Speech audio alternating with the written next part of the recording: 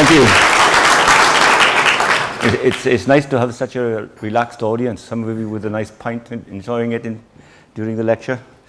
I wish I could join you, but I will later.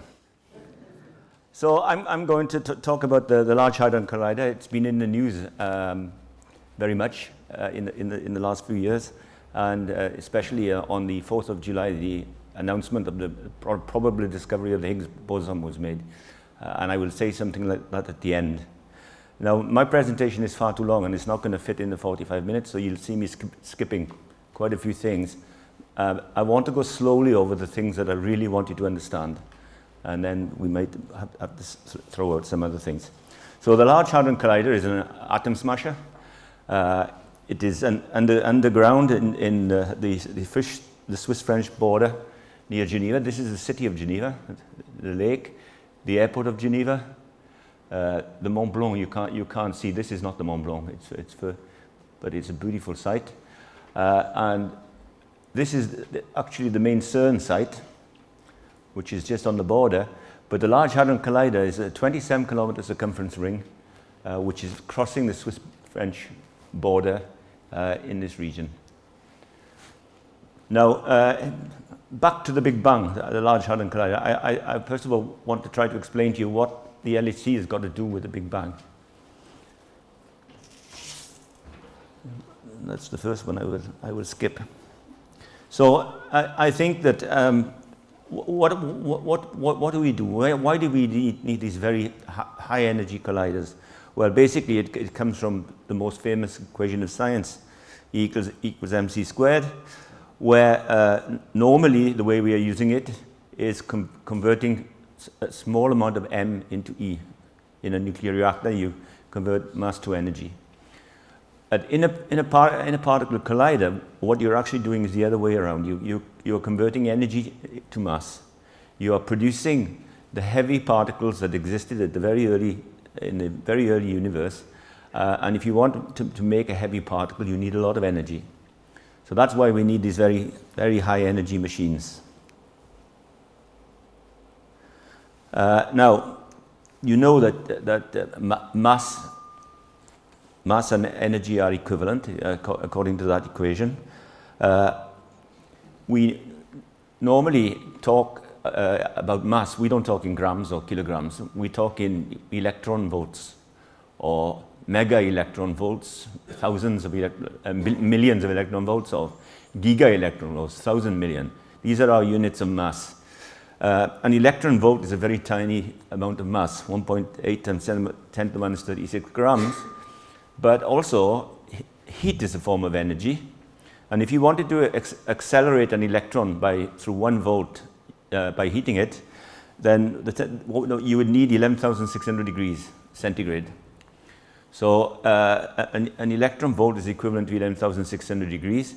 In the LHC, we accelerate the beams up to a massive energy of a teravolt, 10 to the 12 electron volts. And that is just an unbelievable temperature of 10 to the 16 degrees. The center of the sun is at 5,000 degrees, something like that. An inconceivable temperature which only existed in the very early universe. And this is a kind of cartoon that we use to illustrate now the expansion and cooling of our universe from the moment of the Big Bang. We now know pretty well, accurately, that it was 13.5 billion years ago. And this is a kind of cartoon where you've got time in this direction, which is very non-linear. So this is today. If I go back 12 billion years, this is 12 billion years ago. That's when galaxies started forming. So with optical telescopes, when you look very, very, very deep with Hubble, for instance, at the very earliest universe, you can see about 1 billion years after the Big Bang, 12 billion years ago. That is when the luminous objects started forming. You can go back further in time by observing the cosmic microwave background radiation. And I will talk about this later on. It's very relevant to one of the problems that the LHC is designed to solve. And that happened. Before that, the Big Bang fireball was so dense that light couldn't get out. In a dense plasma, the light cannot get out. You cannot see the center of the sun. It's internally reflected. At 300,000 years, it became this fireball became cool enough that the light was liberated as very energetic photons, which cooled and stretched in wavelength as the universe expanded and cooled. And now we see it as a cosmic microwave background.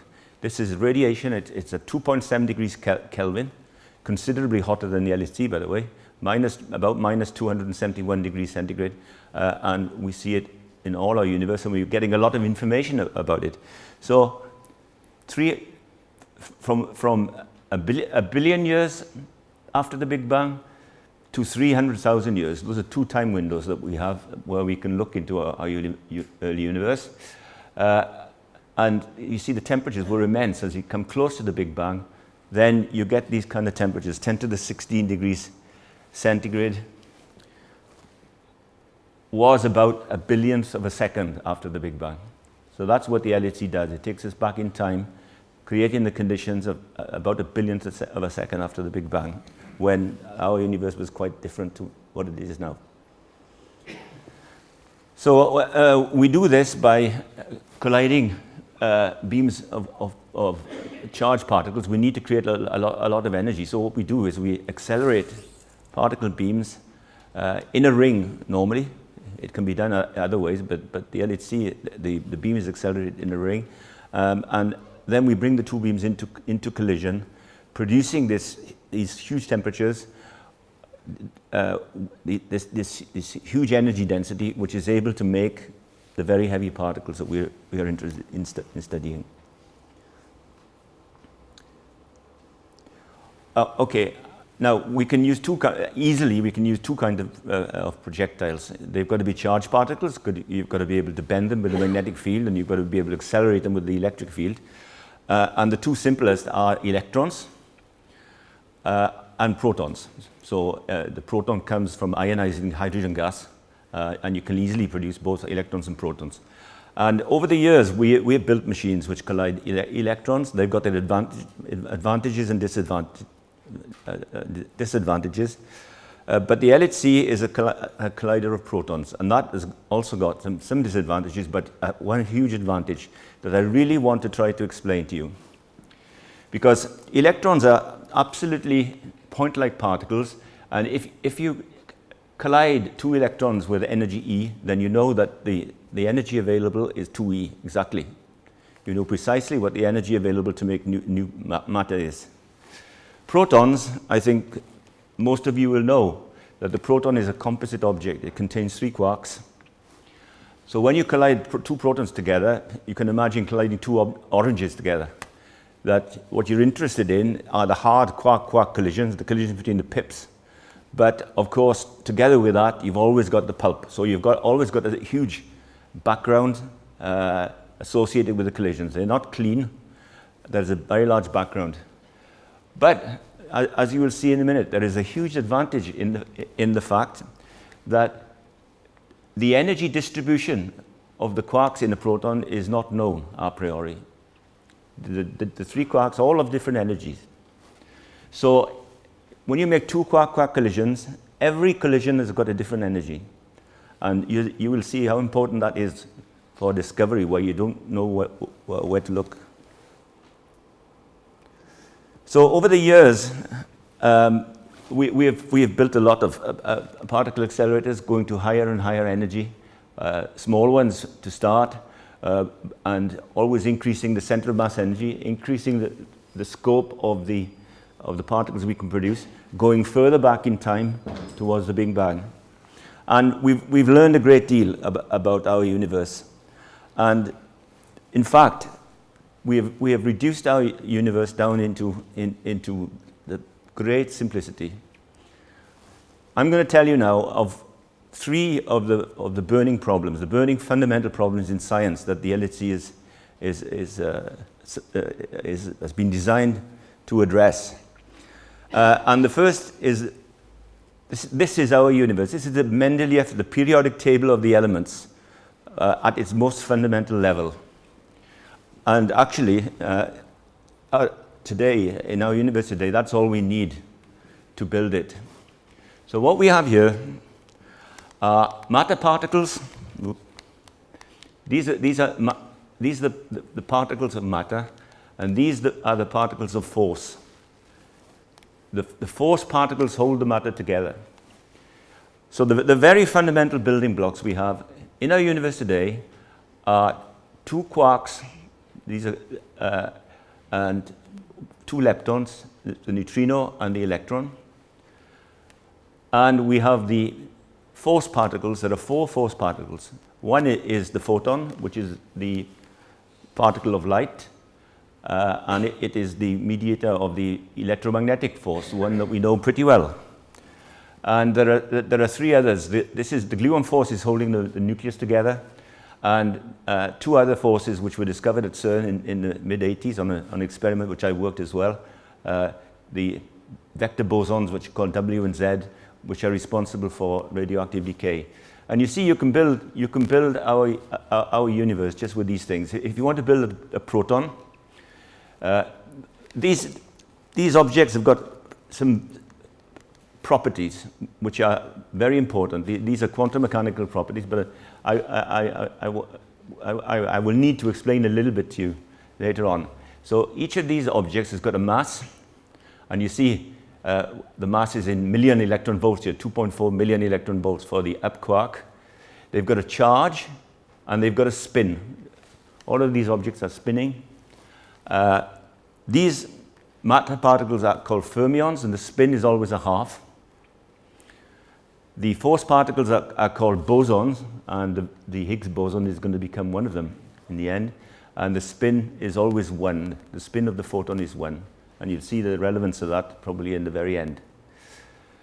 So, but we have discovered in our accelerators, we have discovered that there's not just one generation. This is a generation we need to make our universe now. If I want to make a proton, I take two up quarks and one down quark. So the charge is 2/3 plus 2/3 is 4/3 minus 1/3. So the charge is 1, which the proton's got a charge of 1. And we hold the proton together with the gluon force. These are the gluons that are holding the proton together. If you want to make a neutron, you need an up quark and two down quarks. And you can calculate that the net charge is 0, the neutron is neutral, and you make a neutron. If you want to make a hydrogen atom, you take an electron, and you take the electromagnetic force, and the electron is held around the nucleus by the electromagnetic force.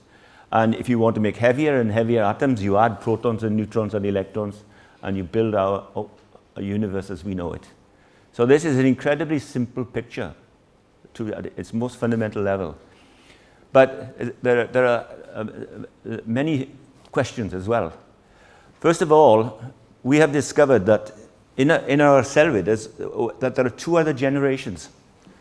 They look very similar, but they're increasing in mass. And these two generations were successively discovered with these machines that I mentioned. And they're all identical, but they're all getting heavier.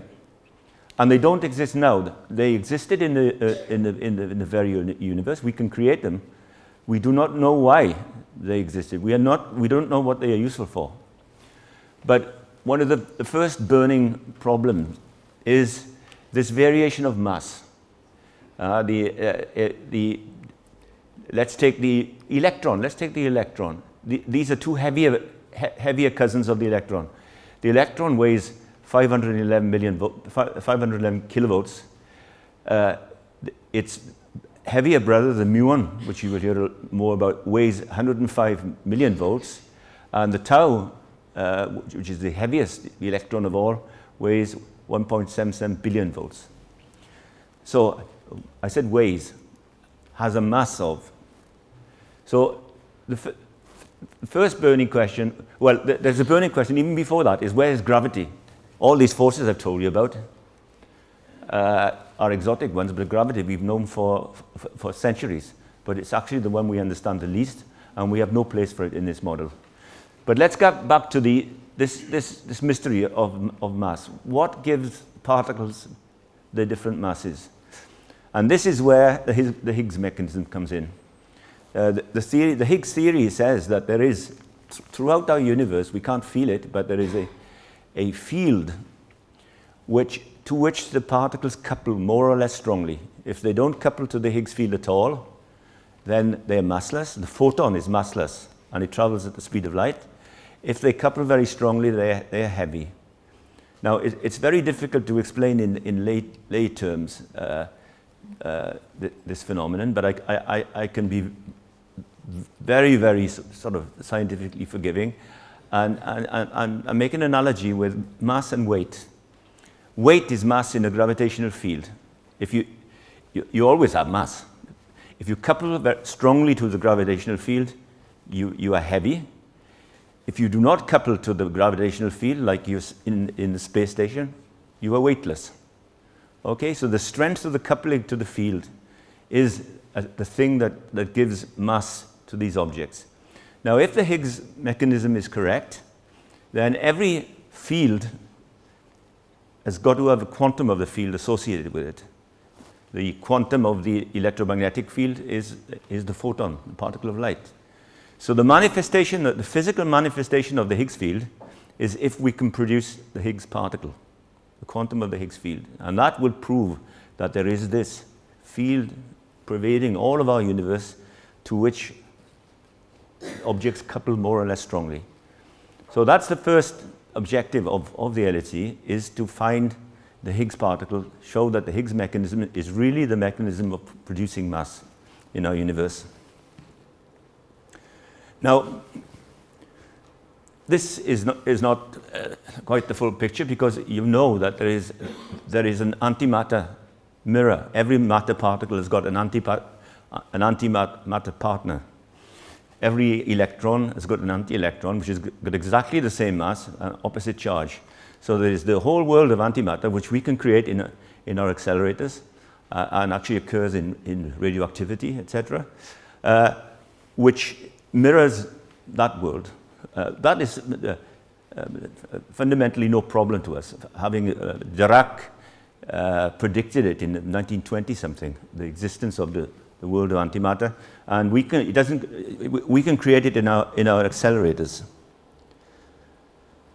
But an antimatter, okay, is very popular now. Sorry, I'm speaking French now.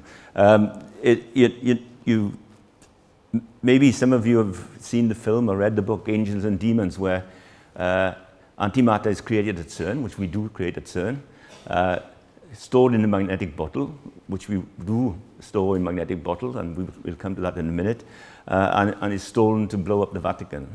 All of that, of course, is complete nonsense. To make antimatter, it's not something that you put under your arm and take away. This is the antiproton accumulator at CERN. But so this world of antimatter, I'm coming to the second question now, the second really fundamental question. We can store antimatter, and this is a trap. This trap, I hope I'm right, Mike, is built in Swansea University.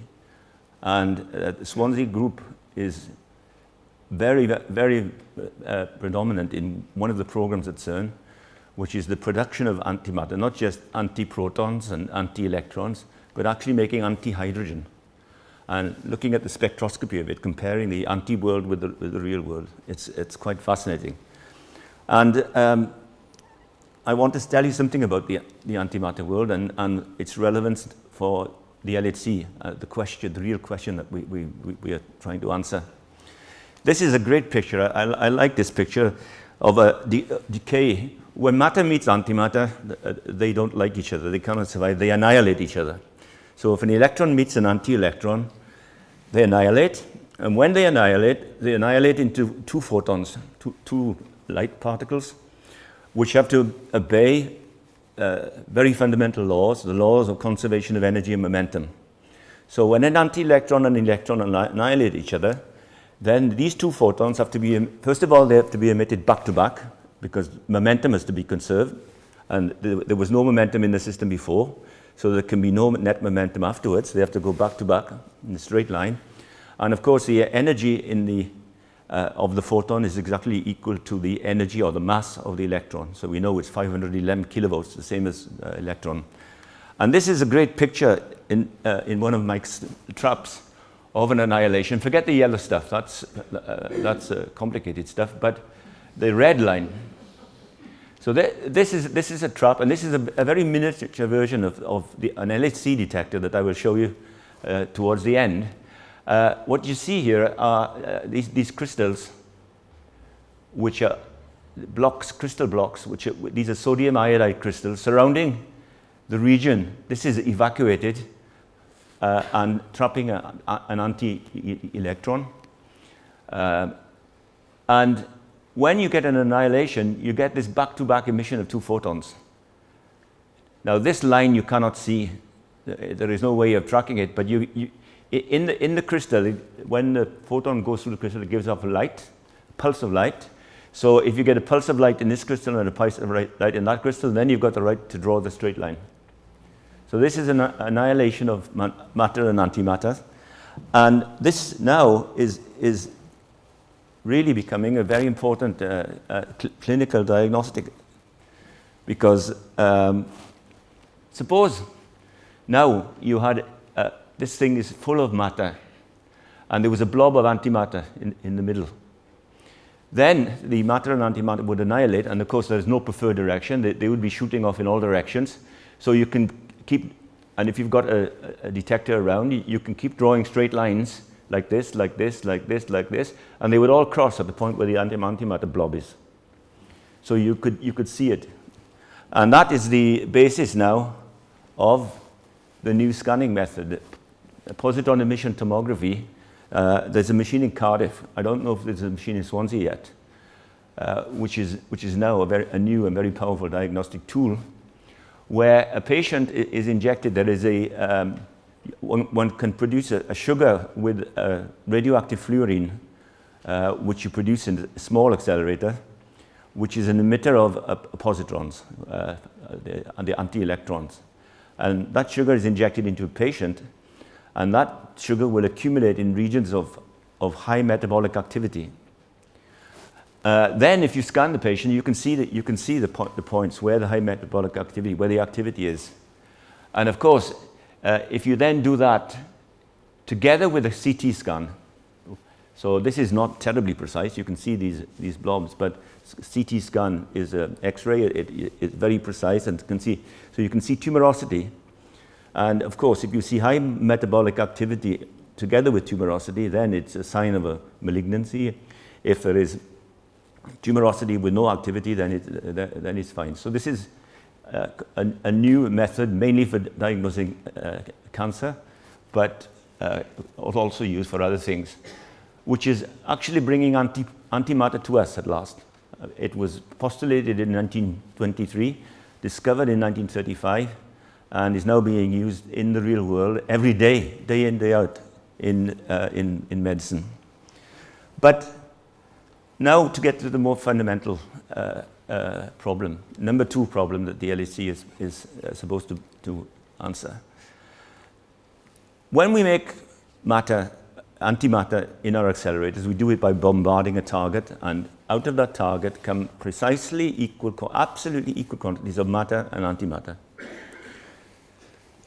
If in the early universe, right at the beginning of the Big Bang, there had been precisely equal matter and antimatter, then they would have annihilated each other. They would have produced these photons, 511 kilovolt photons, which I said are trapped. They could not get out until 300,000 years.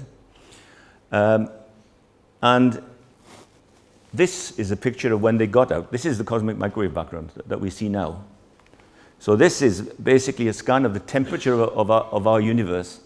It's incredibly constant to 1/10,000th of a degree. It is an overwhelming evidence of there having been a Big Bang, because to be in such thermal equilibrium, they had to be concentrated in the very beginning. But you see, so this is the light when it got out. This is the microwave radiation now. But you see, if there had been absolutely perfect symmetry, then this would be our universe. There would only be the cosmic microwave background. There would be no place for us to observe it. We are here because of some broken symmetry where there was a slight excess of matter against antimatter, and that slight excess has resulted in our stars and our galaxies and us. The antimatter is gone to our understanding. So that's number two. What is the fundamental asymmetry between matter and antimatter that is responsible for our very existence? So the LHC is also designed to look at that question. And of course, the third question everybody knows is the question of dark matter. Now, the dark matter, this is a nice picture of a galaxy, spiral galaxy. This galaxy is rotating. And one can measure the rotational velocity of these galaxies by measuring the Doppler shift, the shift of the light. The ones that you measure with the Doppler shift, they have to be side on. You couldn't measure that one. They've got to be side on so that the stars in the galaxy are either coming towards you or going away from you.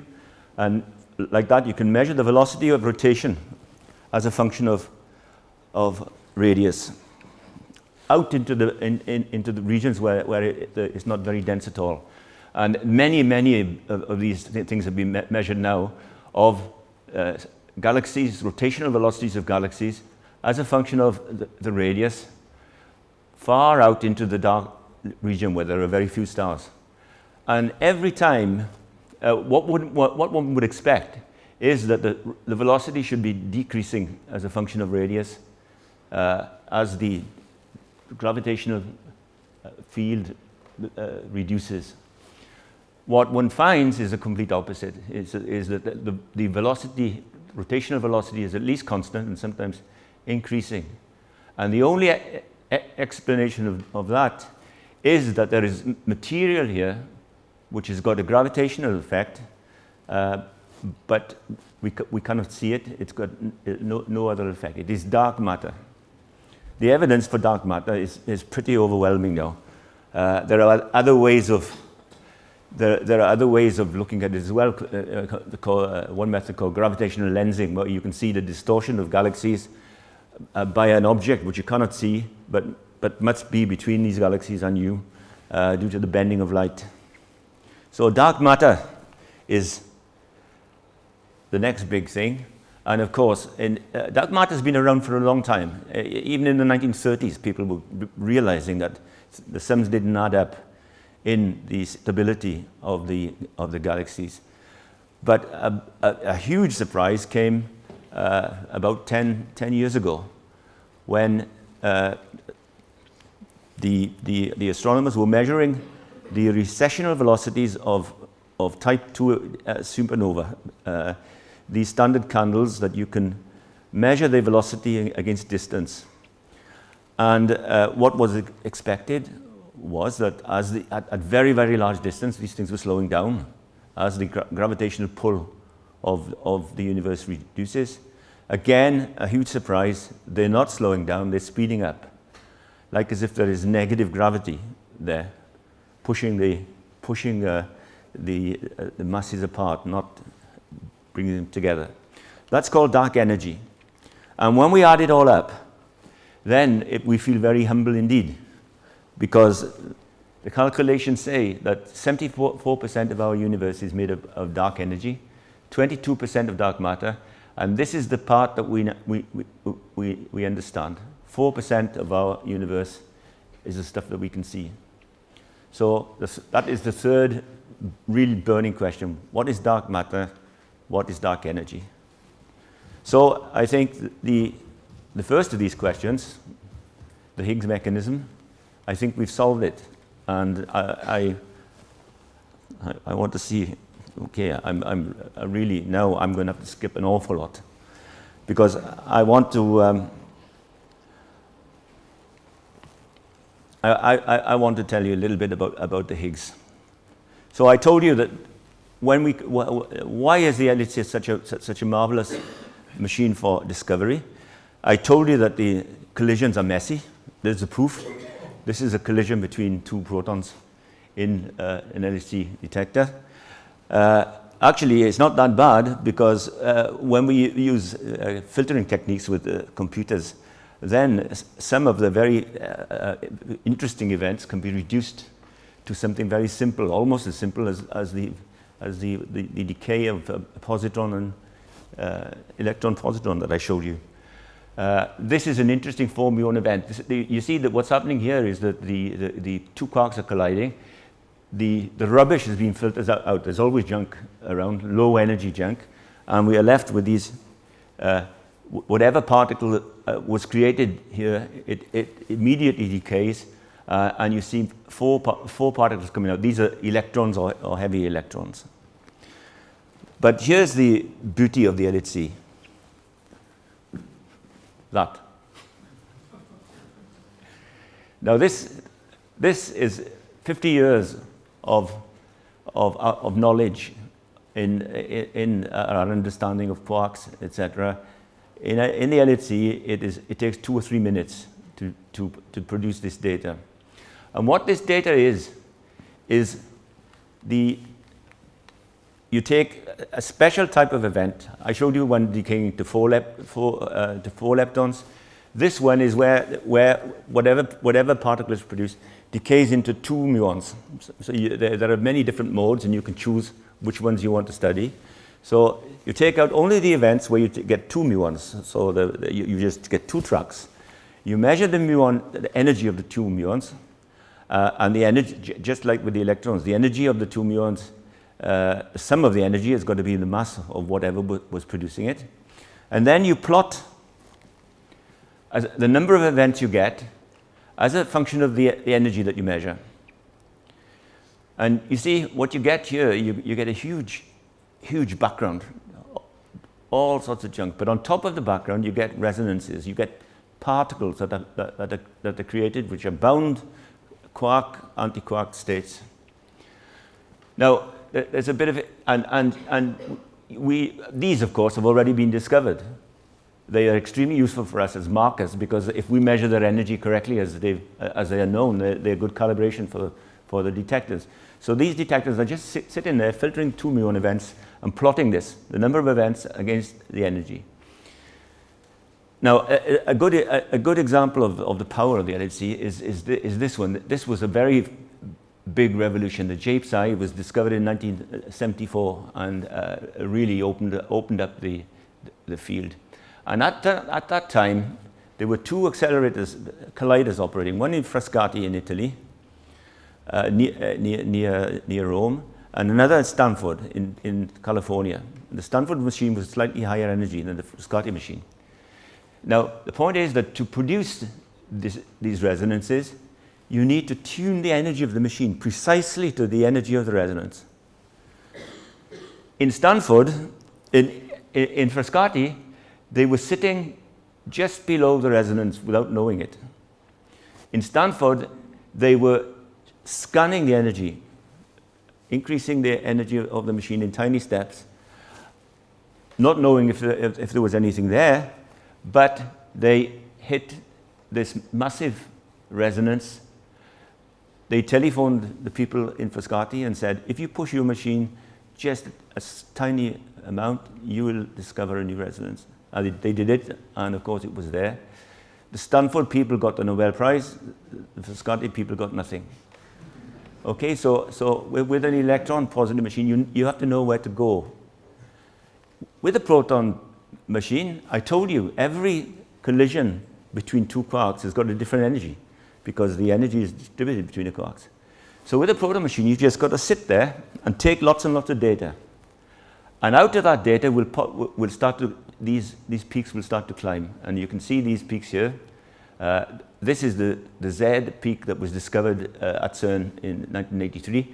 And now, at last, we see a peak coming out here, which is the Higgs boson. So this is why the proton machines are so beautiful for discovery. You do not know where you have to look. With enough data, it will show you itself. It's covering the whole lot. Okay, this is a picture of the real picture of the LHC. You don't see 2 rings there, but inside that pipe, there are actually two rings with the beams rotating in opposite directions. These are superconducting magnets which are bending the beams around in the circular orbit. They're very strong superconducting magnets. These are the real high-tech things in the machine. They have superconducting coils. The beams are in evacuated pipes going in opposite directions for most of the ring, but at the point where the experiments are, they have to be brought together and brought into collision. And they are cooled in very, very special conditions in superfluid helium, where helium is a liquid which is liquefied at 4.2 degrees centigrade. These things operate at 1.9 degrees centigrade. Building this machine has been a huge job, and I've just got very quickly, while this is building magnets in the factory, they come into CERN and they get tested at minus 271 degrees before they're sent down in the tunnel. You can see a magnet being sent down in the tunnel, transported in the tunnel. You see how tight it is when there are already magnets installed. Transferred onto the jacks and aligned with a precision of better than a tenth of a millimeter. Then welded up. You can see the beam pipe now. Where one of the two beams you can see, the other one is on the other side. Now interconnects. These magnets are all in series. They're carrying 12,000 amperes of current, and we have to make a brace joint in the tunnel. And some of you remember that when we started up the LHC at first, we had a fault on one of these joints that created a lot of damage for us and took us almost a year to recover. Okay, now the experiments.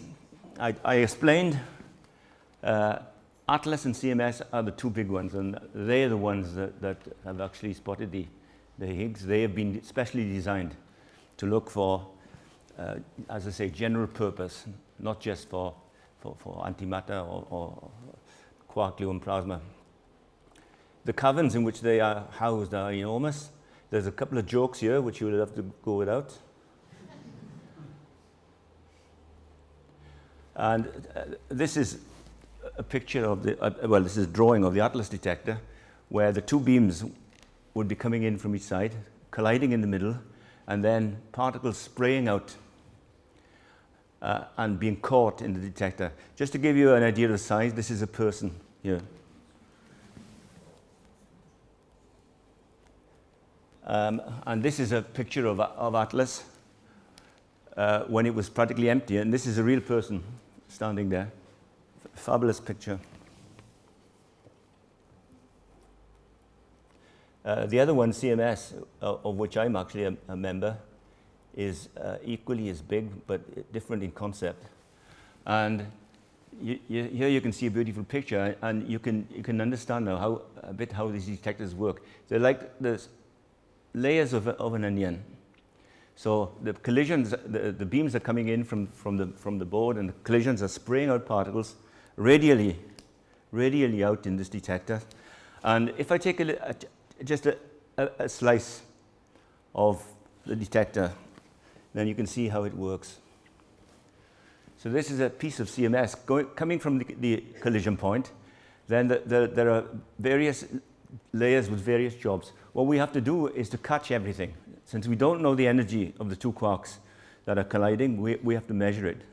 And to do that, we have to catch everything that's coming out, measure its energy if we can. And so there are various layers. In the beginning, in the first 1 meter, there is a pixel detector. This is a bit like your digital camera with silicon pixels, which can track very precisely the particles that are coming out of the vertex, the point where the collision occurs. There is a magnetic field, so you can see if a particle is charged, it will bend in the field. If it's not charged, it will go straight. Then the next layer is called the electromagnetic calorimeter. This is a part that will stop photons and electrons, electromagnetic. So here you've got here, for instance, is an electron which is stopped in that calorimeter, and it's just like the cesium iodide crystals. It is very heavy crystals. The intensity of the light in the crystal is proportional to the energy of the particle. So you measure the energy of electrons. Photons, you see, they don't have any charge, so they don't get bent, but they do get stopped in the electromagnetic calorimeter, and their energy gets measured. Then there is a layer called a hadronic calorimeter. This is to stop the heavier particles that come out, neutrons and protons. They are hadrons. They're called hadrons, like the Large Hadron Collider, because we collide protons. Again, they are stopped, and the amount of light coming out of the detectors here is proportional to their energy. Then there is a solenoid, superconducting solenoid, producing a magnetic field which is doing the bending. Then further out are the particles which we cannot stop in the detector. A muon is a weakly interacting particle. It's charged, so it will bend, and from its curvature we can measure its energy, but we can't stop it. So we're measuring the energies of the protons, the electrons, the neutrons, the photons. The energy of the muons we can measure by measuring its bending in the magnetic field. And there is one other particle that we can never see, and those are the neutrinos. Neutrinos do not interact at all. But we have a trick there for measuring their energy, even though we can't see it. And if you can imagine, if I put the rest of this detector together and there were no tracks anywhere else, then you would see, this is just an example now. If there were no tracks anywhere else, then there is a real imbalance. There's an energy imbalance. There's energy going in this direction, nothing going in that direction. So you can infer that the neutrino went off in that direction. You were not able to see it, but you can measure its energy because it's got a balance with the energy of the particles going the other way. So that's the way we can either directly or indirectly detect and measure the energy of all the particles in this detector. And now you can recognize the pixel detector, the electromagnetic detector with all the crystals, the hadron calorimeter, the coil of the superconducting magnet, and then the muon chambers on the outside. That is the anatomy of a detector in 1 minute. Now, this has got to go. And we come to Higgs events. So what do we know about the Higgs? Why are we still saying we have a Higgs-like particle? We cannot definitively say yet. So this is a Higgs candidate. So this is in CMS, and what you see here is some of the junk, which they have not filtered. But there are 2 photons in this event. The Higgs decays in many different ways. That's why you have to take billions of events. And this is an event where there are 2 photons. Whatever decayed here, it immediately decayed into 2 photons and shot them off, just like when the annihilation of electron and positron in that little chamber shot off 2 photons. And from that we can tell a great deal. First thing we can tell is whatever this particle was, it is neutral. It has no charge because the photon has no charge. So it's neutral. We can measure its mass because it's the sum of we measure the photon energy in both of them, and the mass of that particle is the sum of the energy of the 2 photons. And we know that it's a boson. You remember the boson had spin 1. Integer spin. A boson has integer spin. The Higgs boson should be massless and have 0 spin, integer 0 spin. Since the photon has spin 1 or -1, because you know that light is polarized, it can be left-hand polarized or right-hand polarized. The photons can be spinning in one direction or the other. So the photon is spin 1 or -1. So there are only 2 options for the spin of this particle. Is if the 2 photons are shooting off with opposite spins, +1 and -1 makes 0 spin, or if the 2 photons are going off with the same spin, and that would be spin 2, which is a very strange thing indeed. So we already know this particle is a boson. We know that it's got no charge. We know its mass, 125 GeV, and we know that its spin is either 0 or 2. Now, we are sure that its spin is not 2, but being sure is no proof. I think we've got to measure the spin, and that's what's going on now. It'll take us until the end of the year to get the data to pin down the spin, and then it will not be a Higgs-like particle, it will be the Higgs particle, which it is.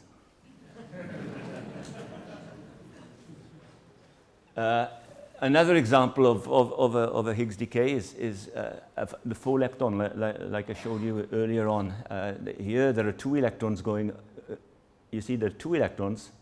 This is an electron, and this is an electron. They are stopped in the calorimeter. This one has got more energy than this one. And there are 2 muons, and muons are not stopped. You remember? They will have a small curvature that we can measure. And again, it's invariant mass. When you add up the energies of all these particles, you get the mass of what produced it, and it's exactly the mass of the Higgs. So, and that was in CMS, and I'm in CMS, so I'm biased. So I'll show you one event from Atlas as well, the other detector. Again, 4 leptons, 2 electrons, and 2 muons going off. The electrons are stopped, and the muons are not stopped. And with all of this now put together, this is the Higgs. You see, the signal is not very big. What you see now is this is Higgs to gamma gamma. This is all the events where we get the 2 photons coming off.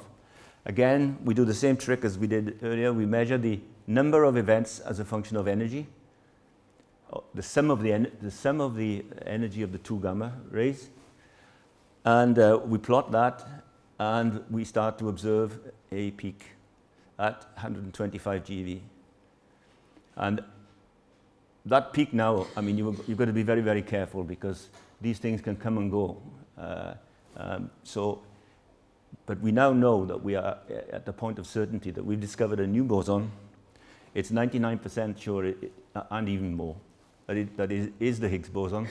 Its mass is at 125 GeV. And what's really important, in science, what is really important is that we got 2 independent experiments getting the same result. That's absolutely essential. If there was only one experiment there, then the signal would have to be bigger than that for us to be sure. But the 2 independent experiments, the way the detectors are built is completely different. Of course, they're measuring the same things in the end, but the way they measure them is different.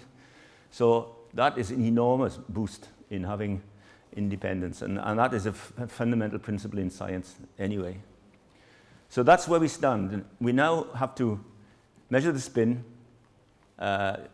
be sure that it spins 0, and then that will be the Higgs particle. This is Professor Peter Higgs when he visited CERN.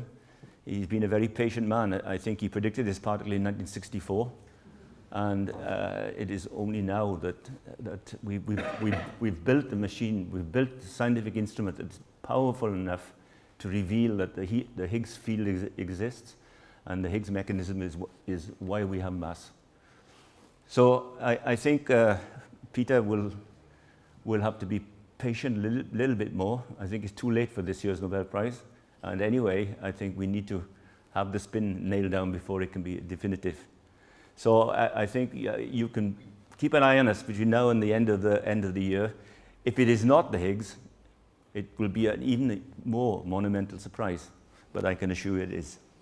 Okay, I'm sorry for the technical hitches and the fact that I had to miss 3/4 of my talk, but if you invite me, I'll come back one day. Okay, thank you very much.